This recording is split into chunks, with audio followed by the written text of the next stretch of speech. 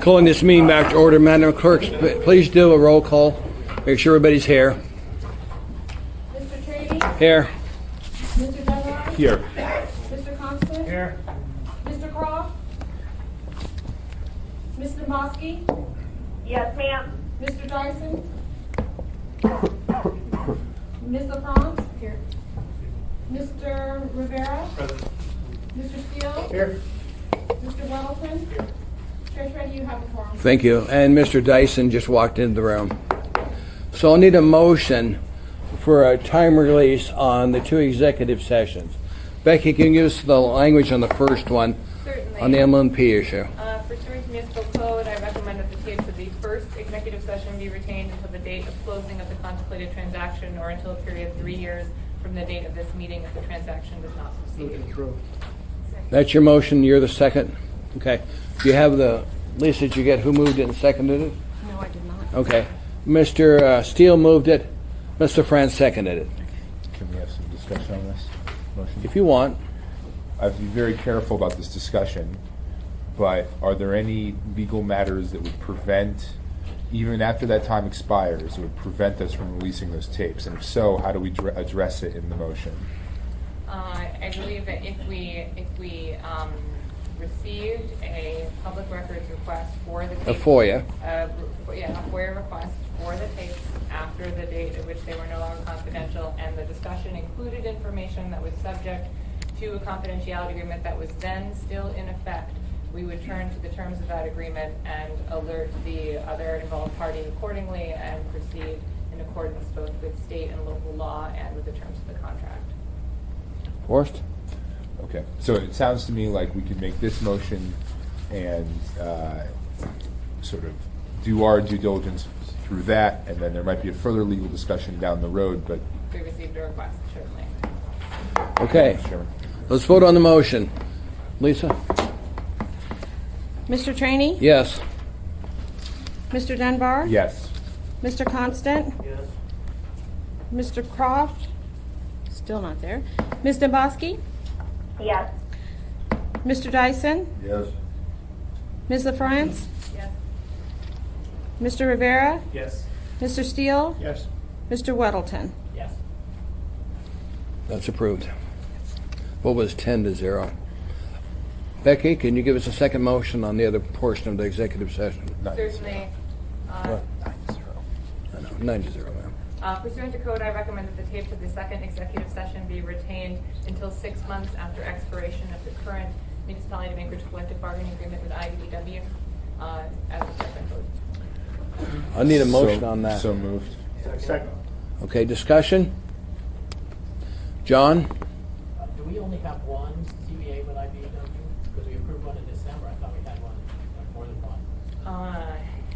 That's a great question. I believe we have two, IBW and IBW Tech is my understanding. So I would say that until 6 months after expiration of any collective bargaining agreement affected by this transaction. Can I amend my motion? Yes, you can. So, I move to amend my motion. Do I need to second on that? The verbiage from our attorney. Okay. A second by Mr. Constant. Discussion from assembly members. Any objection to that? Seeing none, Madam Clerk, that is approved. 10-0. Okay, we're now back down to item 4A, ordinance AO 2018-1. Who's presenting from the administration? And through the chair, at this point, I want to welcome a presentation from Chugash Electric directly, I believe. Okay. And we're prepared to begin. Okay. Welcome to the meeting, sir. Would you Mr. Chairman. identify yourself again for the record? Yeah, my name is Lee Thieben. I'm the Chief Executive Officer of Chugash Electric, and with me today is Arthur Miller. And we appreciate the Assembly taking time to better understand this transaction and also to inform the community more about what this transaction is about. What we'd like to start out with is having Arthur kind of walk through the overall deal, and so everybody understands a lot better the mechanics of the sale. And it's been advertised as, $1 billion deal. And what we'd like to do is provide a little more clarity in what that transaction is and actually how Chugach can afford to do this, how we'll structure it, and what benefits actually go back to ratepayers. What I can tell you as well, I know there's been a number of concerns on the bargaining side and with all of the employees with Chugach and MLMP. Again, I want to reiterate that we're not having any layoffs.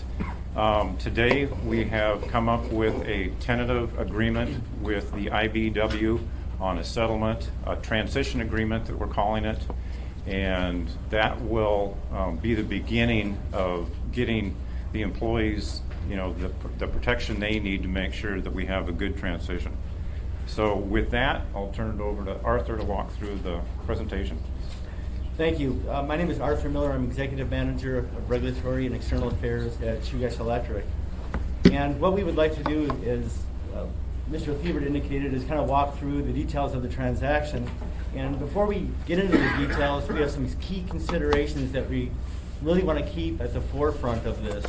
And first, and most important, that this transaction was structured to provide benefit, if you will, under a win-win-win type of a structure.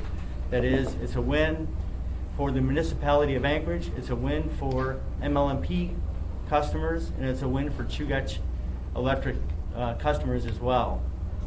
In addition to that, we also recognize the Assembly's resolution earlier this month that provided the opportunity to provide some benefit of the transaction to Matanuska Electric Association. And earlier this month, we did provide a proposal to MEA for consideration, and the dialogue on that is ongoing. The second area of the transaction is that it provides substantial benefit over the long term. And it's important to note that this transaction is really not meant to maximize next year's profits, if you will. It's not meant to have an immediate 10% reduction in electric rates.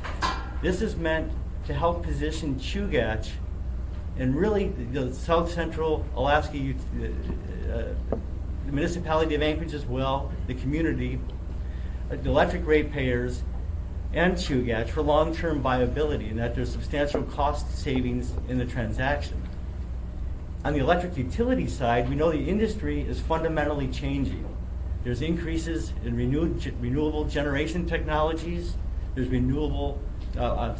battery technologies that are coming to the forefront.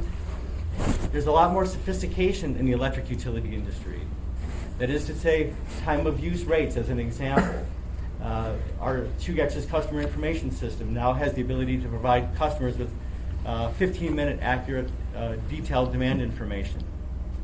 As the industry is changing, though, what we're noticing is there's a lot of acquisitions and mergers that have happened in the lower 48 with electric utilities to better position themselves for the future. And this transaction is very consistent in those directives in preparing us for the future. The third area is there's cost savings associated with the transaction. And we'll show you what our projections are on both the O&M expense savings through time, and you'll see how we're modeling it is it's not instantaneous, but it's going to be factored in slowly over a 10-year period. In addition to that, there's also cost of capital benefits, if you will, associated with the transaction. What we would like to do is kind of the key items that we want to address and highlight and reiterate is that there are no loss of jobs as a result of the transaction. We also want to recognize that this is a $1 billion deal. However, the actual additional cost, if you will, certainly on the Chugach system, is substantially lower than that, because a substantial amount of the $1 billion part of the deal is already being paid through debt and return on equity in MLMP customers today. We also want to look at the operational and the financing savings associated with the transaction, and then review Chugach's financial picture with respect to our equity level, with a change in our equity level through time preceding the acquisition if it goes forward. But to reiterate, there are no loss of jobs as a result of the transaction, and that applies both to represented and non-represented employees. The cost savings associated through this means will be through attrition, voluntary exits, and retirements. In general, we have natural attrition rates of approximately 4 to 5%. We do realize that some of those positions will be filled on a going forward basis. It's not all the attrition will happen in departments that may not have certain levels of expertise or areas of specialization. The other benefit that this transaction provides related to jobs is it provides consolidation of utility expertise in South Central Alaska, certainly within the Anchorage area. And Chugach, with this structure, will not have to compete for key resources in fulfilling positions throughout the company. The expected timeline of the transaction following the municipal election is we expect and hope that Chugach and the municipality of Anchorage will work expeditiously to finalize the terms and conditions of the transaction. We expect that to happen to begin immediately following the election, but no later than the end of December to have that completed. We also expect at the conclusion of the agreement to file the request with the Regulatory Commission of Alaska. Our request to the Regulatory Commission of Alaska will be, in essence, twofold. One, we want the commission to approve the transaction. We also want to have approval of the recovery in electric rates, all the costs associated with the transaction. We expect to submit the filing to the commission between June of this year and January of next year at the latest. Following the submittal of the request to the commission has 6 months to review the filing and issue an order. And following that, we'd have transaction closing, which we'd expect to occur sometime between March and September of 2019.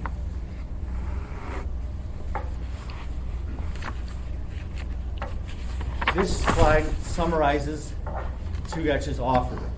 And what's important to note, a couple of things to note in here. One, the structure, and I'll show this on the next slide, is really comprised of an initial upfront payment amount followed by annual payments to the municipality of Anchorage over a 30-year period.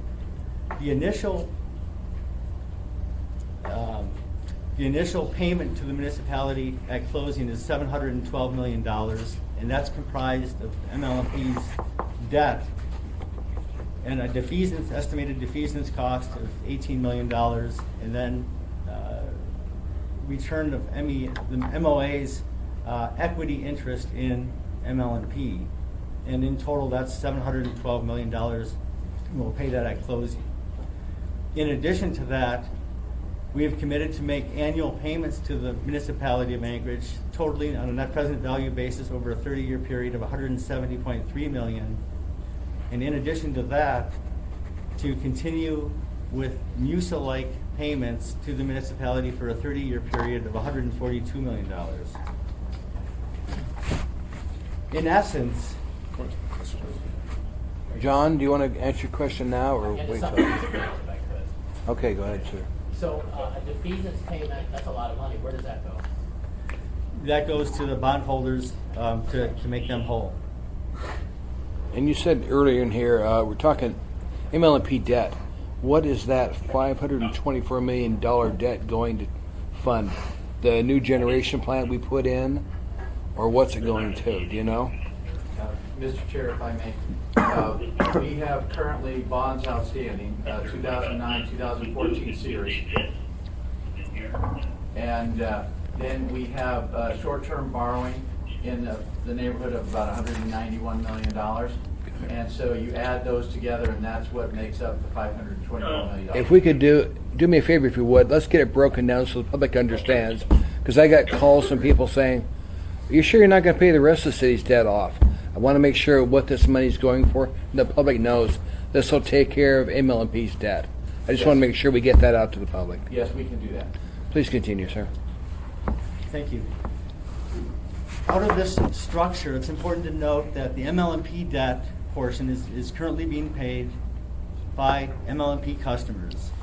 The MLMP equity portion is also being paid by MLMP customers through return on equity included in electric rates. In addition to that, the payments in lieu of taxes, or MUSA, if you will, in the current environment, is also recovered in electric rates. And so a significant, vast majority of the costs that are associated with the billion-dollar transaction are already being paid by existing customers. The incremental cost over and above this amount is the annual acquisition payment of $170.3 million, the $18 million for the cost to defease the debt. There would also be an additional amount added to this on Chugach's side for financing and merger and acquisition type costs. The 30-year payment structure totals $312.3 million. Again, that's comprised of the annual payments in lieu of taxes, as well as the annual payments to reflect the additional $170.3 million, and then the $712 million will be due at closing. The important thing to also note here is that from Chugach's side, we will finance the $712 million of the initial upfront payment amount. The payments that will be made through time, both the annual payments and that total $170.3 million, and then the equivalent payment in lieu of taxes, will be paid on an ongoing basis over a 30-year period. That is to say, Chugach will not be financing those costs. Those costs instead will be included in electric rates on a dollar-for-dollar basis. That's different than how this initial lump sum payment amount will be treated. That will be financed, and it will be a return-like metric applied on top of that, consistent with how electric rates are set associated with long-term debt. And I think just one other thing to add is the $712 million, that's something that Chugach needs to finance. We'll go out and issue bonds for that $712 million. So it will be after the conclusion, we'll actually, have a prospectus put together. We'll do a roadshow with prospective private entities that want to invest in Chugach, as we've done in the past. And so that would be done over some period of time, but we go out and actually do a bond sale to get those funds. Thank you. Please continue, sir. This slide summarizes the timing of the annual savings and the annual payment amount. Lisa, would you take care of this phone? Ask them both to mute it. I think it's more Eric. Mine was muted. I don't I'm think- gonna go back on mute. Eric, mute your phone. Eric, please mute your phone. Thank you, Lisa. Sorry, sir. Please continue. This schedule shows the timing of the annual savings and the payment amounts to the municipality of Anchorage. What's important here is there are three kind of areas of general savings. There's operational savings.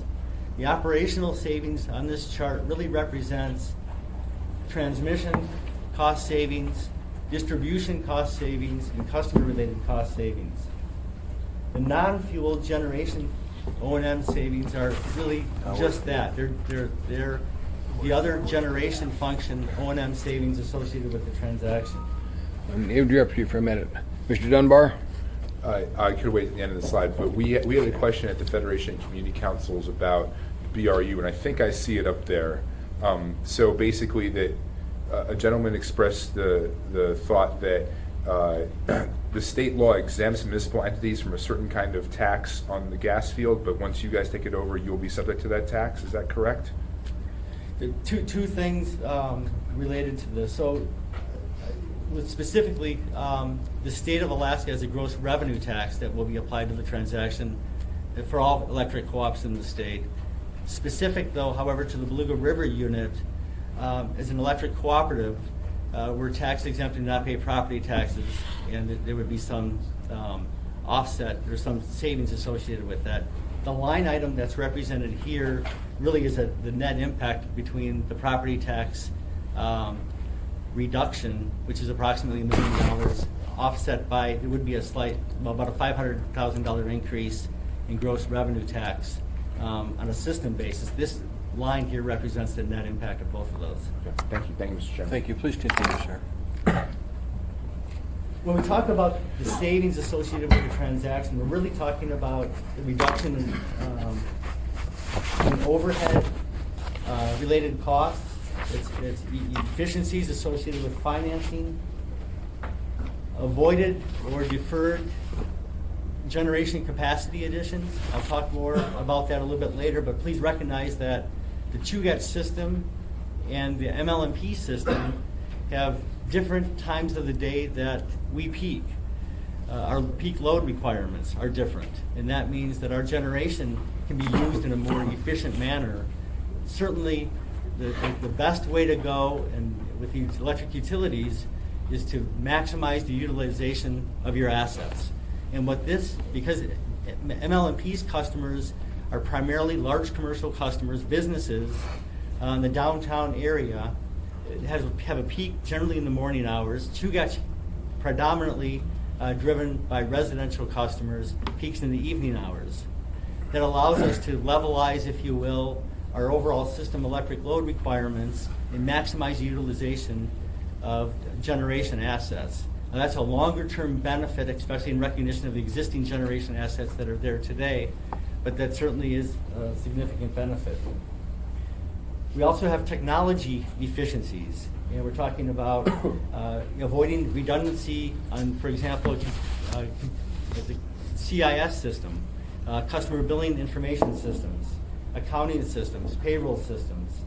We also have a different regulatory process under the electric cooperatives where we adopt for base electric rate adjustments a simplified rate filing process that avoids the expense of a general rate case proceeding that can extend into $500,000 to upwards of $1.5 million to have it fully adjudicated. I'm not saying that Chugach still will have to do general rate cases, but we also can supplement the SRF process, if you will, between general rate case filings. But what we are expecting and how we are modeling the savings is that, is indicated on the chart, is that there are very little savings in the beginning years. It's going to take time to put our processes in place. It's going to take time to where we get benefits, if you will, through attrition.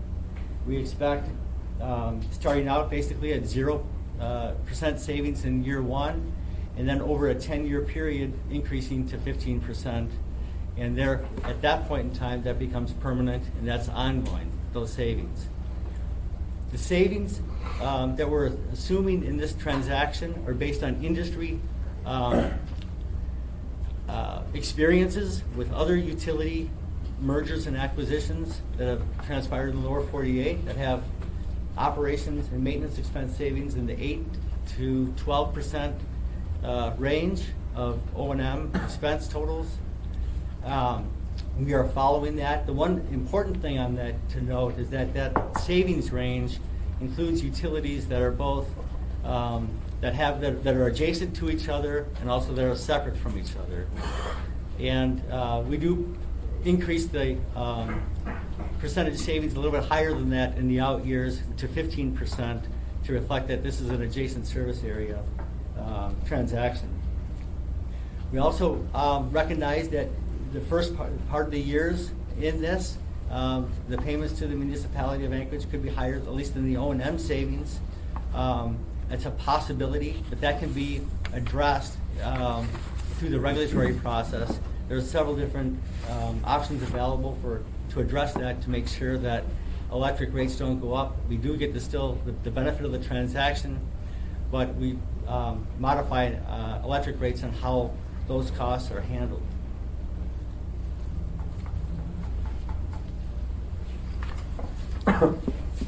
This slide shows Chugach's equity position currently in relationship to the transaction going forward in the acquisition year. Let's assume right now that if closing was in 2019, and if the transaction transpired as we have proposed, our overall equity level would drop from 29% to 14%. That equity level, however, continues to increase over the next 10 years. We didn't include beyond that, but the equity level will certainly continue to go back up. And the equity level increases really immediately. And we also have the same type of a structure or situation, if you will, that we experienced with the South Central Power Project that we put online in early 2013, where our equity level dropped from approximately 29 to 30% to 22, 23%. And in the last 5 years, we have built our equity back up to 29%. Sorry. Question from assembly members? No, and the equity John? ratio, what is MLMP at now? We are in the 30s currently, lower 30s. So we're in the lower 30s, and RCA is skittish about your stability, so you can't pay dividends. So how will they react to being at 14? Well, Who would like to answer that? Go ahead, sir. It's your company. I think that you have to look at the reasons why the equity dropped. I think if the equity dropped because we lost electric load to something else or some exogenous event happened, I think that would be a concern. I think in this situation, we're acquiring an existing utility. We provide benefit to the consumer through the process. That is to say, it's again going back to the structure that it's been. We absolutely have to show benefit of this transaction to the consumer, and I think the commission is going to look at that very, very hard. But they also will look at the fact that yes, our equity did take a hit, but it's going back up. The ratio is going back up. The other important factor is that our equity level today at 187 million, and the closing year of 2019, we're expecting it to be at 202 million. But at 10 years from now, we expect that to be, with the acquisition, $256 million. So our equity level, dollars, is increasing, giving us a stronger balance sheet. And we definitely see an improvement in our equity ratio through time. And I think the most important thing that the commission will look at on this is to make sure that trend is solid. There's benefits to the transaction to the consumer, and that Chugach has a plan to go through the process to reach our targets. Thank you. Anything else, John? No. I will tell you, when the RCA ruling came down, they never identified or said what our debt-to-equity ratio should be. They just said we're concerned.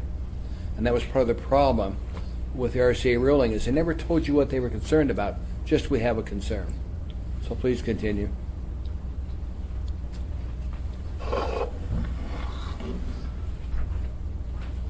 Although with the acquisition, we will take an immediate reduction to our equity ratio, over time, the sale will provide increased scale and really a larger balance sheet to help position Chugach for long-term viability. And when I say that, I'm looking at not only the dollar value of the equity, which is a predominant factor in this, going to $256 million through time, but continuing to increase, but our equity ratio continuing to improve. It certainly gives us a significant advantage in the marketplace over the long term.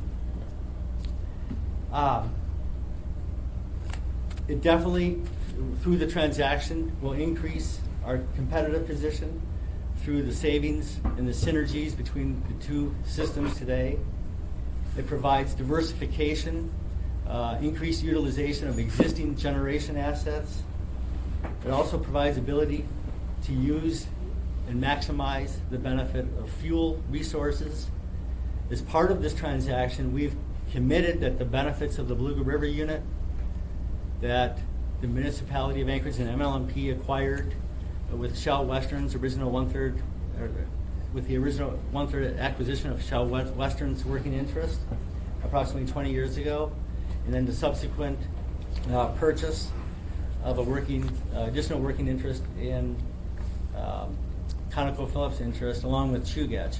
But when we established electric rates after the acquisition, the benefit of that fuel that ML&P had acquired is going to stay with ML&P customers through 2033, which is the expected life of the Beluga River unit.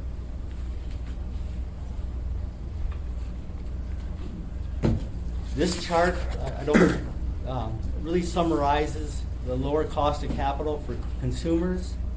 I'm not going to focus on the details in here, but the structure basically is, when we look at the cost of capital, we're comparing ML&P's weighted average cost of capital of 7.15% against the debt that you guys will incur, including its return requirements of 6.75%. That is to say, we're buying the debt and the equity of ML&P with 100% debt financing at the onset.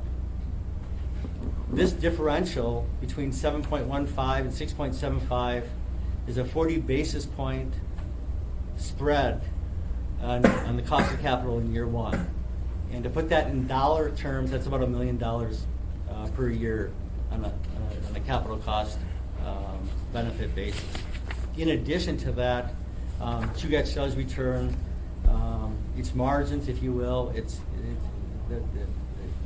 equity, if you will, as capital credits to its electric consumers or members. The key benefits of the transaction really are threefold. One, the ML&P becomes part of Chugach Electric, the Chugach Electric system. And really it's a cooperative business structure. We retain local control and ownership, maintain local representation by a member-elected board of directors. We have lower overall cost of capital associated with the type of structure that we have. We also have capital credit retirements. In addition to that, as I mentioned earlier, we avoid duplication of facilities. And that's both on the financing side, on the technology side, dispatch, all the way throughout the organization, actually on every functional area of the company, from generation, transmission, distribution, customer-related functions, as well as overhead. We don't need, for example, 2 headquarters buildings to serve customers. In fact, today, our headquarters building is located in very close proximity to ML&P customers. In fact, closer than many of our customers that are located outside of Anchorage. We also recognize there's other benefits on generation reserves. We also today have mutual participation in Bradley Lake. We also are owners, along with Matanuska Electric Association, of the Clutina Power Project. And Chugach and ML&P today own the South Central Power Project. In addition to our working interest together, we would own approximately 2/3 of the Beluga River unit working interest. In addition, the structure provides resource management and efficiency. Really what we're talking about here is economies of scale in what we do. It's cheaper. The bigger we are, the unit cost per production goes down, and that really goes all the way through the organization. In summary, this really provides a unique opportunity to combine the electric utilities for the benefit not only of the municipality of Anchorage, but Chugach customers and ML&P customers, especially recognizing with the adjacent service territory characteristics of this structure, of this transaction, really provides substantial benefit for the Anchorage community. And these substantial benefits will not be realized immediately. They will be realized through time. And those savings will be permanent. There's no job layoffs as a result of the transaction. There's no rate increases as a result of the transaction. And this transaction really is structured to provide a substantial benefit for the community at large. Thank you. Thank you. You get the lights, please. We'll now go to assembly questions. Chris, you're first. Okay, so hold on for a second. Becky? Mr. Chair, if I might, I understand that administration has pulled together a list of questions that have already come in over the past Okay. week as well, that we're sheeted to have people respond to, just as did in that work session. So if you'd That's fine. rather us answer those, the relevant folks answer those questions first, and then go to assembly questions. Yeah, I think so. I didn't know you had those, but go ahead, Bill, and we'll then go to assembly members. Thank you, Mr. Chair. We've got till I'll 4 swap o'clock. I'll hot swap this VGA cable and say, we really do appreciate the questions that we have got in from employees, from citizens, and from assembly members who've forwarded them to us. So we have been trying to rack all of those up, and we can boil those up before we open up to general questions.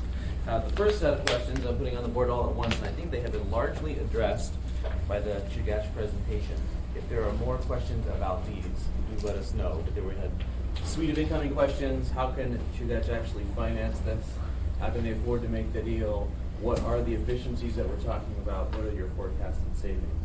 There'll be an opportunity for more questions of Chugach folks now if you want to address those, or we can move into the second set. Do you want to go through these questions first? Why don't we go through your questions first, Okay, then we'll do I a can put them assembly all up on the question. board. We had some questions last time as we put the new language of the ordinance on the table. We said that the deal involves a promise not to increase base rates. Folks said, we don't speak utility ease. What are base rates? Maybe I can put to Arthur or Mark to get some clarity on that. Sure, be happy to. Electric rate structures, both at Chugach and MLMP, are comprised of base rates and fuel and purchase power rates. And in the electric utility industry, the variability of fuel and purchase power costs can be significant. So what commissions across the United States and including Alaska have done is they've separated out the recovery of fuel and purchase power costs against base rates to avoid negative impacts to utility operating margins. And what this process does is it allows us to, as well as MLMP, to recover fuel and purchase power costs on a dollar-for-dollar basis, no more, no less, thereby taking the risk of volatility out from a margin perspective or a profit perspective from a utility and separating them out. Base rates, on the other hand, represent the recovery of all other costs on the system. And it's important. It's a very good question and an important distinction. And there's different regulatory processes associated with the recovery of costs associated with base rates as well as fuel and purchase power. With fuel and purchase power being a very fluid process that's ongoing. In general, utilities file quarterly adjustments to their rates to recover those costs. In base rates, in contrast, are either done through general rate case proceedings, which can take 15 months to adjudicate, or through for a cooperative, the simplified rate filing process on an ongoing basis. So the simple answer is base rates represents the recovery of all other costs besides fuel and purchase power costs, and that would include operations and maintenance expenses, depreciation, your capital costs, and so forth. So the first order, from the customer's perspective, I think it's accurate to say the rate you are paying is the base rate plus some cost of power or fuel rate. And then the question that naturally arose was, wait a minute, if we're only agreeing that the base rate's not changing, is there going to be a shell game here? Does the other side of the equation just increase? So the question is, what are the stops that prevent you guys from just jacking the cost of power? Mark, you want to that one? Sure. Or whichever, whoever you'd like. Since I punted the other one to Art, so I'll take this one. With the cost of power adjustment, we are required to file the contracts for transportation, for fuel that we purchased with the RCA, as Arthur said, on a quarterly basis. For our Beluga River share, we have to put the costs associated with producing that gas on a quarterly basis in there. If somebody was going to try and put something into the COPA that was, I will say, other than fuel or transportation, the RCA would see that on a quarterly basis and be able to exclude it if they chose to. So again, as translator, The first order, Chugach does not get to write its own destiny here. It only gets to make requests of the RCA, and the RCA can say Mr. Chair. in or out. Chris? One of my questions falls under this line, more specific though, and I kind of alluded to it earlier. Under the cost of power adjustment in the MLNP ratepayer district, I forget what you call it, the area that will be formerly MLNP, is going to be subject to a lower cost of power because of the VRU. And another question that was then asked of me is, well, Chugach has in their line items a fee for the Fire Island project. And so how is that going to impact the MLNP share, or what do you call it? Legacy users. Yeah, how's that is that going to You'd like legacy customer better. onto the legacy customer bill? And I don't know that, we haven't gotten down into, I think, that level of detail. It's certainly something that could stay with the Chugach customers or be spread across the entire rate base. Well, you have till Tuesday. But we have till Tuesday. So we haven't gotten down into that level yet. I think what you try to do is say what's fair, and if, you know, one of the things is with MLNP customers, they will continue to get the benefit of, you know, the gas from the Beluga River unit. With our side, with the Chugach side, you know, the general thought was it's a little more expensive up front for wind energy, but in the long term, it would be a benefit. So we'll just have to take a look at the pros and the cons, and ultimately it'll be adjudicated at the Regulatory Commission, and something that our Board of Directors would look at as well to see what is fair to both sides. Becky? Through Chair, I just wanted to make one process note, which is you definitely have longer than Tuesday, and just, we'll get into this later, how the public process unfolds. We don't want there. to tell them that, okay? I There will want it by be- Tuesday. There will be negotiation of deal terms for some time after the first question of the ballot proposition is considered. Ignore her Tuesday. Go ahead, Bill. I think we had our first engineering question. Someone wrote in and said, sometimes the power goes out on Chugach's side, and somehow MLNP rides to the rescue. If there's only one utility, do we get more power outages? I think the question is no. Actually, I think when you've got one system that's working together, you'll have fewer outages overall. It's going to be more efficient. You'll have one dispatch center to where the two dispatch centers are talking to each other. So I think really when you've got one group working together as a team, you're going to have fewer outages, or have a better response to those outages. I think one other thing that we're looking at is having to expand potentially into more swing shifts, more mid shifts with the greater workforce of both units. So I think we'll be able to respond as fast or faster under the combined operation. Tim?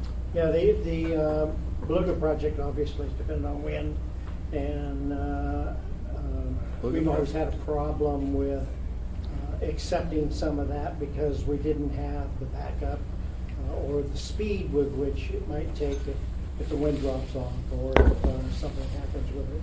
Do you have more flexibility, or will you, in that regard, to be able to efficiently use whatever's produced at the wind farm? Absolutely. So what we've been looking at is one of the additional resources that Chugach would have would be with the Eklutna. And it's just another hydro resource that we can use to help manage the wind. And so we believe there's about a $600,000 a year savings, which we would absorb by being able to use not only Bradley Lake and our Cooper Lake project, but the Eklutna project as well. If you look at Kodiak, it's a good example. They have both hydro and wind, and they regulate it based on the demand, because sometimes they need more hydro power, sometimes they have more wind power. Does that So make we the go ahead. second phase at Fire Island more desirable from the native point of view for the owners? Yeah, I think what you can see is with more hydro resources, you have the ability to regulate more wind, and we'll just have to go through the details of, how big is phase 2 and so forth. But it will allow a greater regulation. Forrest, and I'll get back to you, Bill. Forrest? Just because you brought up the Eklutna hydro plant, I know we've spoken about this before, but does this purchase make the restoration of the Eklutna watershed and the salmon run there more or less likely, or no impact? I think it's no impact, and I think the other thing we want to bring up is we do need to come up with an agreement to make sure that the municipality maintains the water they currently have with AWW. Right now there's an agreement between MLNP and the Muni, and we just need to make sure that that goes on into the future. So there is no impact to AWWU. But AWW is only 10% of the water, I believe, that That's- goes down through that pipe. If we're going to make a serious effort to restore that salmon run, it's going to have to come out of the power share. That's correct. Tim? But certainly the cooling aspect of the water from the dam for Plant 2A is a benefit, and certainly you would want to continue that as well. That's absolutely correct. There's the resource recovery or energy recovery station alongside of Plant 2A, and that would continue, and that's obviously something that would continue into the future. Bill, I want to come back to you, but the thing I want you to consider for a second is undergrounding. Because if I don't ask you that, he's going to. We want to make sure that when this thing happens, we're unified. We have more attention put on undergrounding. Go ahead, Bill, sorry. Thank you, Mr. Chair, for general orientation. There. There's only 11 of these. We're on number 8. This one's been a redo. It's a little hard to see. I picked bad colors. But in any event, this is a bit of a repeat from last time. What factors make this the right time to do this long talked about transaction, talked about interest rates and other opportunities last session, but this could be another occasion to repeat that story.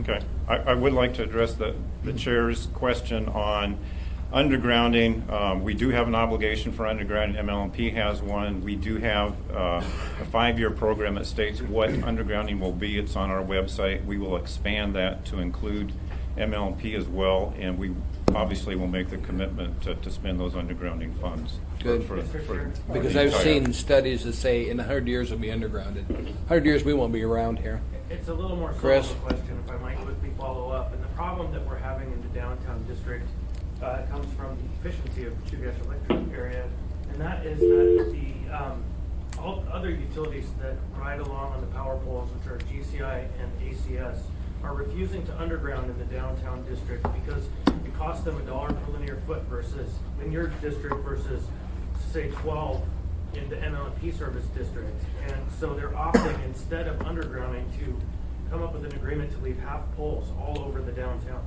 which is no undergrounding at all, if you have lines that just are no longer electric service lines. And so I would love to they're see still lines. Chugach challenge the other utilities or come up with a way to ensure that the downtown sees the benefit and not just the outlying areas. Well, I think the whole program was put together to eliminate the overhead poles, so if you chop them in half, I don't think you've met your goal. So I would, We'd like your help. I'd like to work on that. Okay, Bill, continue. Next question came from someone who's very Where'd you get these colors from, Bill? This is a royal purple. Next question came from someone who is very fluent in the internal workings of the municipality. The question is, will this sale increase costs for other municipal departments? And the finer point was, here in the municipality, all of the different departments pay intergovernmental charges, IGCs. If MLP is no longer around to pay a share, to eat a fixed slice out of the fixed pie, does everybody else have to eat more of the pie? And maybe I'll ask Lance Wilbur to tell us, if we did nothing, that might be true, but. So the allocation of the IGCs will be allocated to all the departments, not just the utilities, but that's only one way in which we could deal with that. The other one would be how this agreement works out. The proceeds could be partially used to help supplement where we can currently use IGCs. That would be an option we can use too. So we have several choices. So municipal light and power is currently putting something like $4 million into the general kitty for general overhead. Everybody's paying Becky's salary as municipal attorney. Everybody's paying their share of the SAP project. If we did nothing and MLP winked out existence, Becky would still be employed. I'd still be employed. We'd still have SAP. There'd be fewer people putting into the kitty. But there are lots of ways to fix that problem. One is we could just take some part of the annual proceeds and prop up MLP's old portion of the IGCs. The other is, as we are looking at what to do with surplus monies, we can either put it directly into the MOA trust, or we can pay off MOA debt. We could blast out a good portion of the shared MOA debt that MLP is currently helping to pay for, meaning that the pie would actually get smaller. So there is some attention to be paid to this detail, but it is not an intractable problem that will be solved. Yes. So how many Good, dollars John. are we talking there? So the IGCs, as Bill mentioned, into the $500 and something million budget from MLP is 4.5 or 4.7. So that's everything, including their piece of SAP. And their piece of SAP is $2 million right now. Thank you. I think one of the things that Chugach was looking at to counter the intergovernmental charges was a way of providing additional revenue back to the municipality, and that was through leases of some of the facilities down at Post Road. And I think eventually, or what we've agreed to in our agreement so far, is that we would at least lease the facilities down on Post Road for a minimum of 5 years. So it would provide a cash stream back to the municipality that could offset the intergovernmental charges. So we would arrive at, basically a lease rate for the facilities based on, retail prices in town to be negotiated in the details. Bill, continue. I want to get to some members' questions. Okay, how is 2018 different from 1975 when the charter was adopted? The gloss on this is, you may have convinced me that I have a state constitutional right to have this passed with 50% of voters. But when the charter was adopted in 1975, it said you can only sell utility with 60%. How should I feel good about exercising my state constitutional right? There's a story to be told about that. In 1975, the old city was unifying with the old borough, and there was a very live concern that the old city had built a valuable asset called municipal latent power that it was just about to give for free to the borough. And there was a concern that the borough was going to immediately liquidate that asset and pocket all of the cash. If you go back and look at the old charter amendment, or the old charter minutes as they were doing their roadshow around town, that was the genesis of this pretty extraordinary 60% rule that is almost unique within our charter. I think we can say that after 40 years of lived experience within the municipality, that concern, I think, is much more attenuated. We have had 40 years of the combined efforts of the Assembly, administration, running MLP. It really is everyone's utility now. So to the extent people were feeling like there was some reason to be uneasy about exercising the right to amend the charter with a 50% majority, I think that the original reason why the 60% rule was even in place is no longer a live issue. And that takes us to our last question. How did the public conversation continue after January 23rd? Are we rushing this through? Does this all come to a crashing stop on January 23rd? The answer to that is obviously no. January 23rd, assuming the Assembly passes, the substitute version of the ordinance we put on the table simply launches us into the next phase of the public conversation. We are already lining up road shows at Rotaries and Commonwealth North, and I'm sure community councils will get special presentations. We'll just be having this type of interaction continuously from now all the way straight through April. Is that all, Bill? That's all the Thank you. prepared questions. Questions from Assembly members? John? Well, I have a, Hit the lights, would you? I have three that aren't related to this event. I go through all three of them. Would you hit the lights back there so we can get some lights on this place? Chris, turn the lights Thank you. on. There you go. Thank you. I'll start with the. John, go ahead. I guess you mentioned that recovery of the transaction costs, you would go to the RCA and see if those could be incorporated into the rate. What would be those, how much dollar amount are we talking, and does that go against your promise not to raise these rates? Our current estimate is approximately $10 million for financing costs and M&A costs. And those costs are embedded into the calculation in the transaction, including in the numbers that you're seeing. Okay, so we won't see increases of rates? Or You RCA will see will it? not still, no, that even with the financing transaction cost, will be lower than, that you will not see a rate increase as a result of the transaction. That's correct. MLP customers won't, or? MLP customers won't, and neither will Chugach retail customers. Then there's assumption here, RCA is committed, are they committed to 6 months for an approval, or is that just your best guess? That's pretty much standard on utility acquisitions of this nature. I believe it's. John, go ahead. Statutory. They have a set time in which to make a decision. And then the last one is, I thought about this week, we have not heard from the MLMP Advisory Committee. And I wonder if you could address how much have they been involved in this process? And I can address it, but the chairman, or chairwoman, sorry, of the commission is here as well. They have not been intimately involved in the process. I have provided updates to them, some of them in executive session. They have not seen all of the information that the Assembly has, because some of it with non-disclosure agreements is limited to decision-making bodies, and because they are an advisory commission, we are not able to share some of the information that we've been able to share with the Assembly.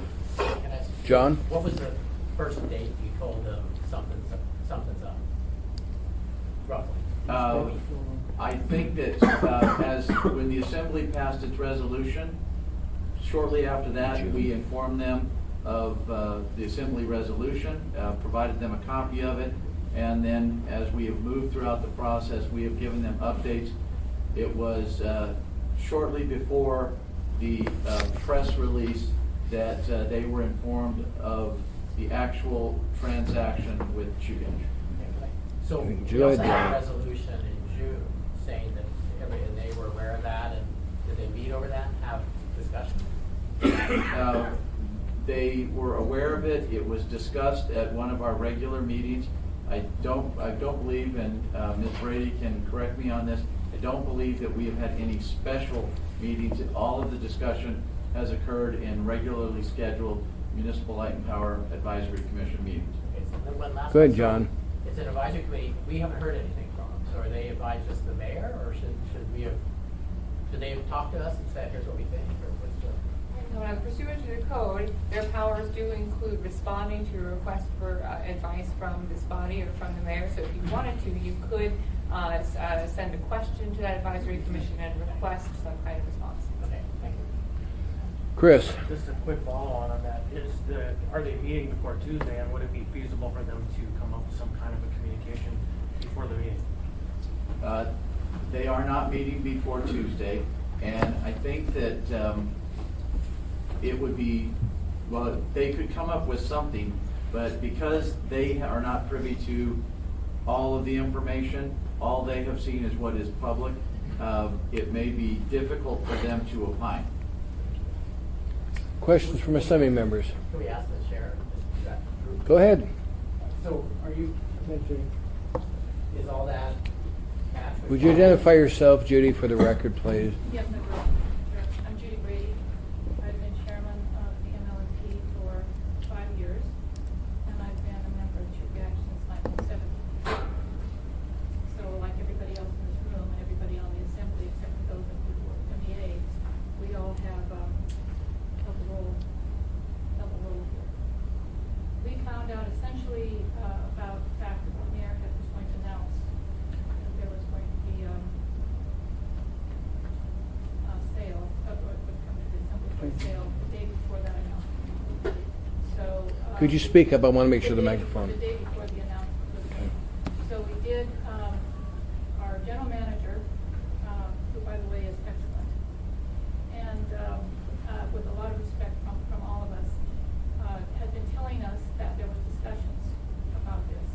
And I think what we all assumed was that the discussions were the same way they have been through the years, and especially in 2007 where they had the Madigan study, about whether or not to do it. But we did not understand that it was going to move this fast. We did not understand it was going to move without any public hearings. We did not understand that it was going to move without any studies from Chugach or from MLMP that could not be made public. In fact, what I understand from Chugach is most of it free. Some of us spent a lot of time looking at the Madigan studies in 2007, which Senator Begich was mayor then. And when you look at that study, the first 3 paragraphs say how transparent it was and how much they tried to do public and everything like that. And I think maybe they learned a lesson. But this has been entirely different. And I do have to say, with respect to the mayor, whom I admire very much, that this is the biggest sale of public property, I think, Since statehood, probably. Yeah, I think we paid less to Russia than we paid for the sale. And in all the years I've been in public office involved in sales, and 5 years with the municipal bond bank, so I understand what the drop to 14% equity means and how long it takes you to get up there. This is the first time I've ever seen a sale of any size without public hearings and without third-party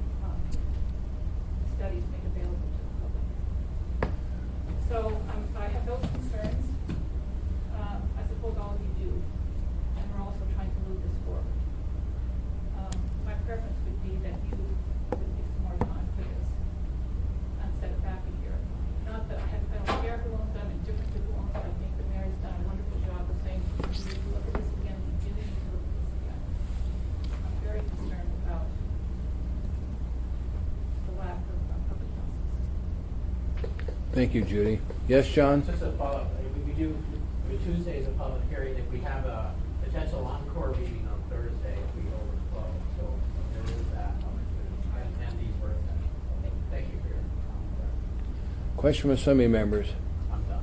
besides John? Chris, anything?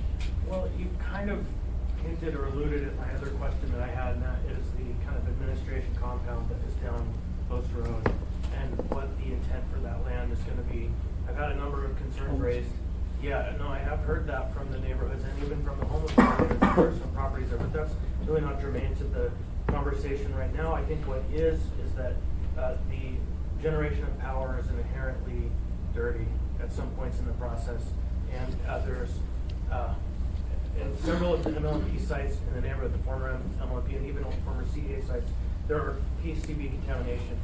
And so I'm wondering what conversations have been had between the two entities about the liabilities that might derive from that land, and if we have a plan for making sure that those lands are going to be usable into the future. I think maybe to address it is, once everybody approves the sale and this thing moves forward, there'll be a period of due diligence, and that's where you'll actually go through and do the environmental assessments that need to be done to identify any potential contaminants. But I think it would be during that due diligence process that would probably take place after the election and not before. Amy, any questions, ma'am? No, sir. Eric, any questions? Don't be still there. Tim? Yeah, what's your intentions with regards to Plant One? I think we have to take a hard look at it. I've made some initial discussions that obviously there's a new power plant in there, the LM 2500, and there's probably some older units that are probably very seldom run. So I think that plant. They're antiques? Antiques, and we have a few antiques of our own, and I think what we have to do is an overall assessment of all the generation and find the best generation to keep, and obviously try to retire the equipment that just doesn't need to be maintained, and that will save the ratepayers money in not maintaining equipment that doesn't need to be maintained. Is that all, Tim? There's also there's a number of places where we have switches, and certainly down there in that neck of the woods, we have a lot of historic stuff. And the question is, I suppose, and I suppose your answer is that we haven't looked at it yet. We don't really know for sure, but I think there's some historic value to that particular unit, and it may be appropriate to have a utility museum or something. I don't know if we can afford the space, but anyway, just All good thoughts. person's opinion, yeah. Forrest? Suzanne? Well, thank you guys for being here. I do have a question for you, relative. We had a meeting earlier today on gas from the municipal landfill. And right now, I understand ML&P services the Elmendorf side of J-Bear. Doyon services the Army side of J-Bear. If we do this merger, you guys end up buying it. Want to make sure we move towards making sure we've got power that's reliable going to the base. And I want to make sure we use the gas coming off landfill, and if that requires working with Doyon to add a generation plant in there. I hate blowing methane off that we can use to generate electricity. So I hope you guys work on that. Absolutely. Okay. This is set for a meeting on Tuesday night. If we don't finish on Tuesday, it's set for another assembly meeting on Thursday night. So with that, I'm going to bring this meeting to an end. Thanks for being here.